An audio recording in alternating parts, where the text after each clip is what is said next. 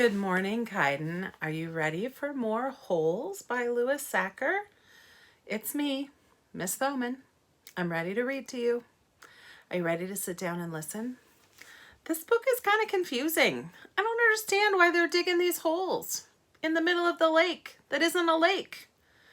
I don't understand why all these boys aren't being nice to one another.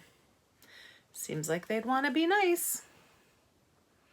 Seems like that would be a thing to do if you're stuck together at a camp that's not a camp, having to do hard work for no good reason.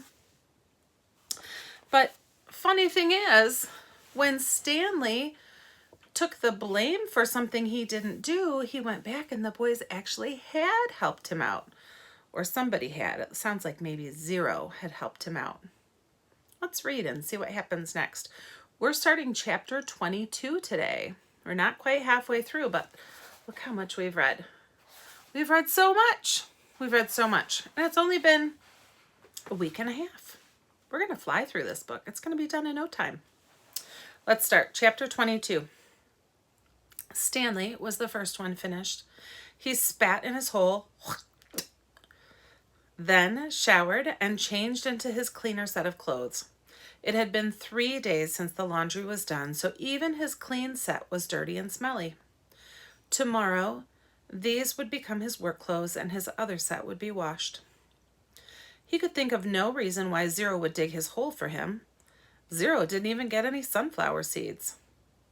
Guess he likes to dig holes, Armpit had said. He's a mole, Zigzag had said. I think he eats dirt. Moles don't eat dirt, X-Ray had pointed out. Worms eat dirt. Hey, Zero, Squid had asked, are you a mole or a worm? Zero had said nothing. Stanley never even thanked him, but now he sat on his cot and waited for Zero to return from the shower room. Thanks, he said, as Zero entered through the tent flap. Zero glanced at him, then went over to the crates, where he deposited his dirty clothes and towel. Why'd you help me? Stanley asked. Zero turned around. You didn't steal the sunflower seeds, he said. So neither did you, said Stanley. Zero stared at him. His eyes seemed to expand, and it was almost as if Zero were looking right through him. You didn't steal the sneakers, he said. Stanley said nothing. He watched Zero walk out of the tent. If anybody had X-ray vision, it was Zero. Wait, he called, then hurried out after him. Zero had stopped just outside the tent, and Stanley almost ran into him. I'll try to teach you to read if you want, Stanley offered. I don't know how to teach, but I'm not that worn out today, since you dug a lot of my hole. A big smile spread across Zero's face. They returned to the tent, where they were less likely to be bothered. Stanley got out his box of stationery and a pen out of his crate. They sat on the ground. Do you know the alphabet? Stanley asked. For a second, he thought he saw a flash of defiance in Zero's eyes, but then it passed. I think I know some of it, Zero said. A, B, C, D. Keep going, said Stanley. Zero's eyes looked upward. E, F, said Stanley. G, said Zero. He blew out some air out the side of his mouth. H, I, K, P, H, I, J, L, K, L, Stanley said. That's right, said Zero. I've heard it before. I just don't have it memorized exactly. That's all right, said Stanley. Here, I'll say the whole thing just to kind of refresh your memory, then you can try it. He recited the alphabet for Zero, then Zero repeated it without a single mistake. Maybe you should hit pause and say the alphabet. Turn to the person sitting next to you. Hit pause. Say the alphabet real quick. Do you have it all in order? Does the person next to you have it all in order? I'll wait.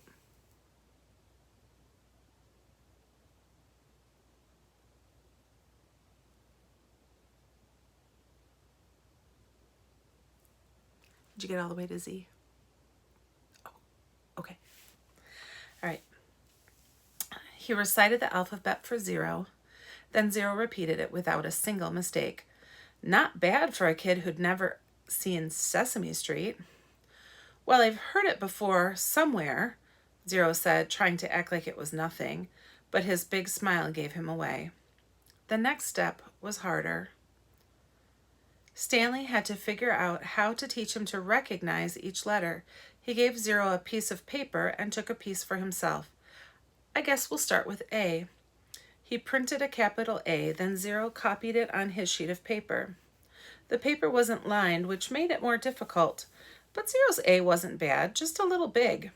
Stanley told him he needed to write smaller, or else they'd run out of paper real quick. 0 printed it smaller. Actually, there are 2 ways to write each letter, Stanley said, as he realized this was going to be even harder than he thought. That's a capital A, but usually you'll see a small a. You only have capitals at the beginning of a word, and only if it's the start of a sentence or if it's a proper noun, like a name. It's a lot of rules. 0 nodded as if he understood, but Stanley knew he had made very little sense. He printed a lowercase a, and 0 copied it. So there are 52, said 0. Stanley didn't know what he was talking about. Instead of 26 letters, there are really 52. Stanley looked at him, surprised. I guess that's right. How'd you figure that out? He asked. 0 said nothing. Did you add? 0 said nothing. Did you multiply? That's just how many there are, said 0. Stanley raised and lowered one shoulder. He didn't even know how 0 knew that there were 26 in the first place. Did he count them as he recited them? He had 0 write a few more upper and lowercase a's and then moved on to a capital B. This was going to take a long time, he realized. You can teach me 10 letters a day, suggested 0. 5 capitals and 5 smalls, and after 5 days I'll know them all, except on the last day I'll have to do 12, 6 capitals and 6 smalls. Again, Stanley stared at him, amazed that he was able to figure all that out. 0 must have thought he was staring for a different reason, because he said, I'll dig part of your hole every day. I can dig for about an hour, and then you can teach me for an hour, and since I'm a faster digger anyway, our holes will get done at about the same time. I won't have to wait for you. Okay, Stanley agreed. As 0 was printing his B's, Stanley asked him how he figured out it would take 5 days. Did you multiply? Did you divide? It's just what it is, 0 said. It's good math, said Stanley. I'm not stupid, 0 said. I know everybody thinks I am. I just don't like answering their questions. Fair enough. Later that night, as he lay on his cot, Stanley reconsidered the deal he had made with 0. Getting a break every day would be a relief, but he knew X-Ray wouldn't like it. He wondered if there might be some way 0 would agree to dig part of X-Ray's hole as well. But then again, why should he? I'm the one teaching 0. I need the break, so I'll have the energy to teach him. I'm the one who took the blame for the sunflower seeds. I'm the one Mr. Sir is mad at. He closed his eyes, and images from the warden's cabin floated inside his head. Her red fingernails. Mr. Sir, writhing on the floor, her flowered makeup kit. He opened his eyes. He suddenly realized where he'd seen the gold tube before. He'd seen it in his mother's bathroom, and he'd seen it again in the warden's cabin. It was half a lipstick container. KB. And look at the bottom of that page. Do you see it there? There's a heart with a K and a B in it. That's what it looked like on that half of a lipstick. KB! He felt a jolt of astonishment. His mouth silently formed the name, Kate Barlow, as he wondered if it really could have belonged to the kissin' outlaw. Do you remember them talking about Kate Barlow way back at the beginning of the book? When he was talking about his great-great-grandpa? Was it his great-great or great-great-great-grandpa? I don't remember now. But there was bad luck when it came to kissin' Kate Barlow. And guess what? We're at chapter 23. Let's keep reading. See if he puts more together. Oh, it's looking back at the past. 110 years ago, Green Lake was the largest lake in Texas. It was full of clear, cool water, and it sparkled like a giant emerald in the sun. It was especially beautiful in the spring when the peach trees which lined the shore bloomed with pink and rose-colored blossoms. There was always a town picnic on the 4th of July. They'd play games, dance, sing, and swim in the lake to keep cool. Prizes were awarded for the best peach pie and peach jam. A special prize was given every year to Miss Katherine Barlow for her fabulous spiced peaches. No one else even tried to make spiced peaches because they knew none could be as delicious as hers.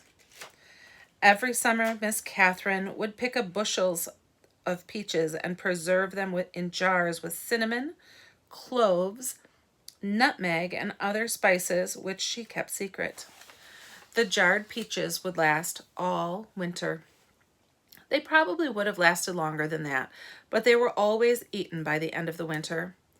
It was said that Green Lake was heaven on earth, and that Miss Katherine's spiced peaches were food for the angels. Katherine Barlow was the town's only school teacher. She taught in an old one-room schoolhouse. It was even old then. The roof leaked. The windows wouldn't open. The door hung crooked on its bent hinges. She was a wonderful teacher, full of knowledge and full of life. The children loved her. She taught classes in the evening for adults, and many of the adults loved her as well. She was very pretty. Her classes were often full of young men who were a lot more interested in the teacher than they were in getting an education. But all they ever got was an education. One such young man was Trout Walker. His real name was Charles Walker, but everyone called him Trout because his 2 feet smelled like a couple of dead fish. This wasn't entirely Trout's fault. He had an incurable foot fungus. In fact, it was the same foot fungus that 110 years later would afflict the famous ball player Clyde Livingston. But at least Clyde Livingston showered every day. I take a bath every Sunday morning, Trout would brag, whether I need to or not. Most everyone in the town of Green Lake expected Miss Katherine to marry Trout Walker. He was the son of the richest man in the county. His family owned most of the peach trees and all of the land on the east side of the lake. Trout often showed up at night school, but never paid attention. He talked in class and was disrespectful of the students around him. He was loud and stupid. A lot of men in town were not educated. That didn't bother Miss Katherine. She knew they'd spent most of their lives working on farms and ranches and hadn't had much schooling. That was why she was there, to teach them. But Trout didn't want to learn. He seemed to be proud of his stupidity. "How'd you like to take a ride on my new boat this Saturday?" he asked her one evening after class. "No, thank you," said Miss Katherine. "We've got a brand new boat," he said. "You don't even have to row it." "Yes, I know," said Miss Katherine. Everyone in town had seen and heard the Walkers' new boat. It made a horrible loud noise and spewed ugly black smoke over the beautiful lake. Trout had always gotten everything he ever wanted. He found it hard to believe that Miss Katherine had turned him down. He pointed his finger at her and said, "No one ever says no to Charles Walker." "I believe I just did," said Katherine Barlow. I kind of like that Katherine Barlow. Don't you like her? She said no. She was standing her ground. She said no means no, and I'm not going for riding your boat. And that was the end of chapter 23. Let's read chapter 24 and see what happens. Maybe there's more about Kate Barlow. I like this lady. I like her quite a bit. Guess what?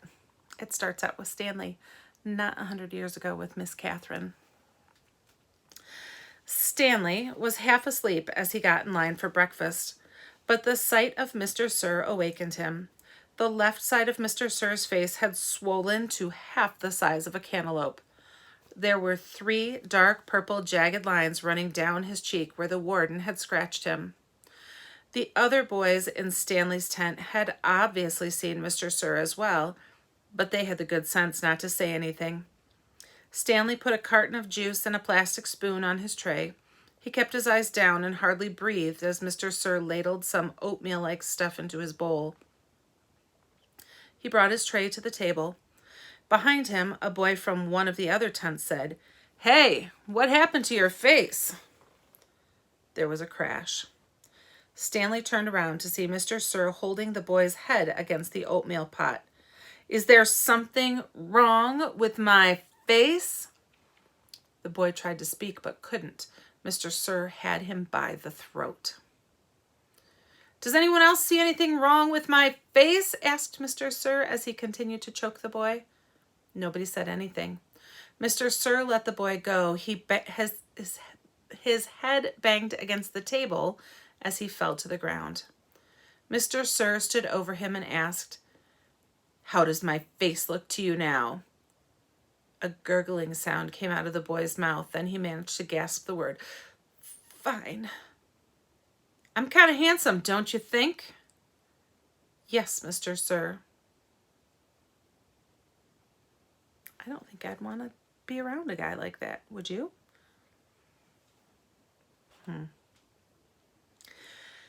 Out on the lake, the other boys asked Stanley what he knew about Mr. Sir's face, but he just shrugged and dug his hole. If he didn't talk about it, maybe it would go away. He worked as hard and as fast as he could, not trying to pace himself. He just wanted to get off the lake and away from Mr. Sir as soon as possible. Besides, he knew he'd get a break. "Whenever you're ready, just let me know," Zero had said. The first time the water truck came, it was driven by Mr. Pendanski.